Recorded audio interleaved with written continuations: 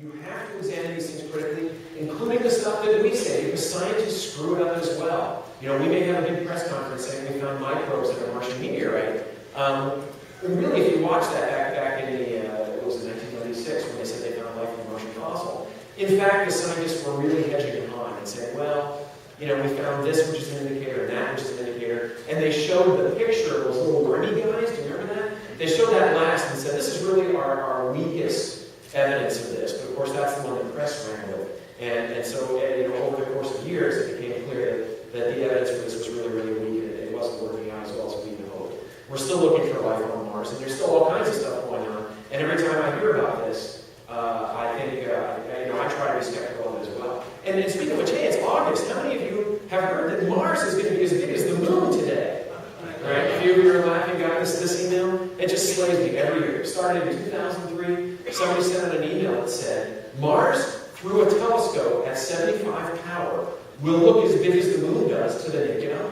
And it turns out that's true. If you magnify Mars' size by 75 times, and you can compare it to the moon in the sky as observed with your eye, they'd be the same size. Awesome. But it got screwed around, and people thought you could just look up and see Mars that big. And then every year, somebody has basically just changed the date on that thing to that year and said it again. I'm getting that email now. My mother-in-law forwarded it to me, saying, you know, I heard about this, what's going on with it? And I said, no, not only is it not true, Mars is on the other side of the sun. It's as far away from the Earth as it can possibly be right now. So it's just ridiculous. And these kind of things spread around. People retweet them, right? They send stuff around, and it's a problem. Now, why is this important? You know, in most cases, it really isn't. You know, Bart Sibrel, 100 years from now, nobody's going to know his name when they're out swimming on Armstrong Lake and walking down, you know, Buzz Aldrin Avenue on the lunar colony. They're not even going to remember that people thought this stuff was fake, and that is fine with me. And that's okay. But there are people out there who are trying to fool you, and they will take your money. It's just no fun to be tricked. I mean, if it's just a prank, and it's all in good fun. It's not a big deal. But it's kind of embarrassing to be fooled. And there are people out there who will try to take your money, and there are people out there who will put you in medical risk. And I've been focusing on that a lot lately because it's really been ticking me off, especially when we're talking about kids and people are trying to trick parents into believing what they're saying, or at least, or it may not be on purpose. It may be that they honestly believe what they're saying, and what they're saying is wrong. And there's a medical outcome from this, and that really bugs me. And there's another thing, and maybe it's because I'm a scientist. I would rather see the universe for the way it really is, and not have somebody, put a filter in front of my eyes and say, "Here's how I want you to see the world." I want to see it for how it is, and I'm human, right? I can be tricked, I can be fooled. I would want to believe things that I see when it's in 140 characters or less, but it's not necessarily the way the universe really works. How can you be a skeptic? What does it mean to do this? How do you do this? Well, I'll ask you guys. Have you ever, I know you're not supposed to do a reveal in PowerPoint, but there you go. So I put this together a while ago, and it's more fun to do it this way. Have you ever talked to people at a bar? Oh wait, no, you're tech people, I'm sorry. Have you ever chatted online using IRC? If you've ever been sitting at a bar with your friends and somebody says, I heard that, ding, ding, ding, a little alarm should be going off. I heard that, there are death panels for whatever. And you should really, as soon as you hear a phrase like that, you should really start being alarmed. Have you ever sent your mom to Snopes? Oh yeah, Glass is liquid. Yeah, let's go to Snopes and figure this out, okay? And the Mars is the biggest moon. I do that all the time. Yeah, you see something on TV, you've got an ad you see on somebody's website, and you send an angry email to the web host saying, that ad is contrary to the idea behind your website.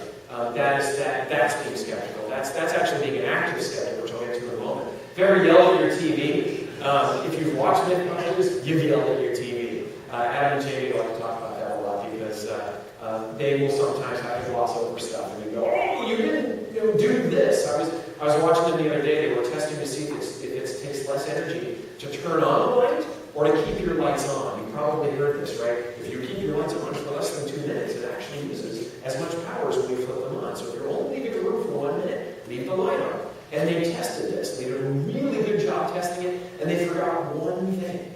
And I was talking to my daughter about it. I was like, "Oh, they forgot this one thing." And then That right there, that's being skeptical. It's being skeptical of the skeptics. If you've ever tweeted about something that has made you unhappy, that in fact is in a sense being a skeptic, because you're saying something that is going against the way you think things should be. If you've ever talked at a conference about skepticism, or possibly talked about talking at a conference about skepticism, you may be a skeptic. I'm not going to turn this into a Jeff Foxworthy talk.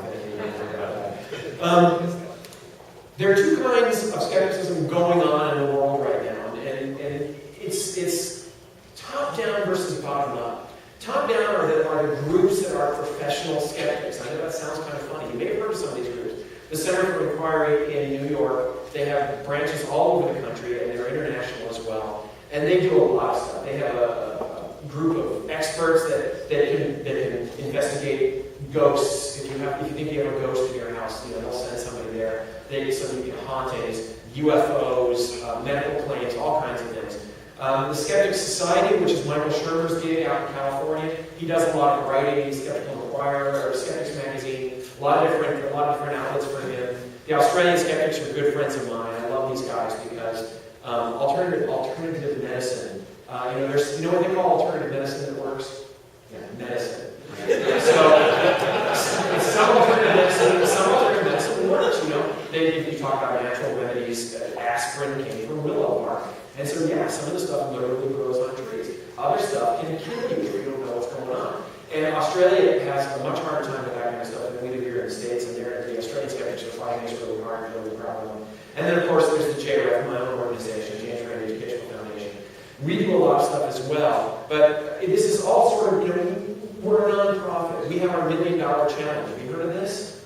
If you have a paranormal claim, you can read minds, you can douse and find water underground. You can tell me the next card I can flip over in my deck of Amazon cards if you saw those outside. If you can do that, and you can do it with statistical certainty, we'll give you $1 million. Okay, we have $1 million with Goldman Sachs. It is sitting there, I promise. People always say, we don't have it. But, is that bad, Goldman Sachs? I don't know.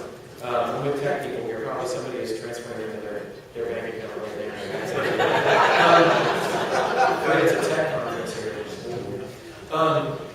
And so that's one of our ways of showing that not that paranormal claims are wrong, that there's no such thing as psychics, there's no such thing as ghosts. We're just trying to show that a lot of these claims, you need to look at them skeptically. When somebody claims they're a ghost, they have a ghost in their house, and you watch these awful, awful shows on TV with these ghost hunter people. And every single thing they see is a ghost. It's like, that was the cat. A ghost. You need to be skeptical about these things. And so we're these professional organizations, we're going out here doing it. But what we're seeing now a lot more is grassroots skepticism. And I am so fired up about this. Robert Lancaster's a guy. He came to we have these annual meetings called the Amazing Meetings, because Randy's stage name was James the Amazing Randy.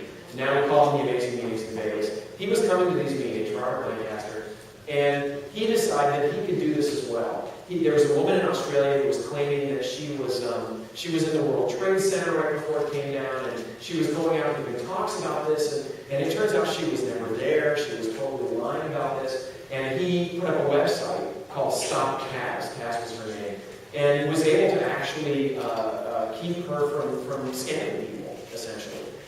He took on Sylvia Brown, who was a psychic, air quotes, can speak to the dead, and she charged a huge amount of money to have people come in and say, I'm sensing an M. Does anybody here have a recently passed over relative whose name starts with M?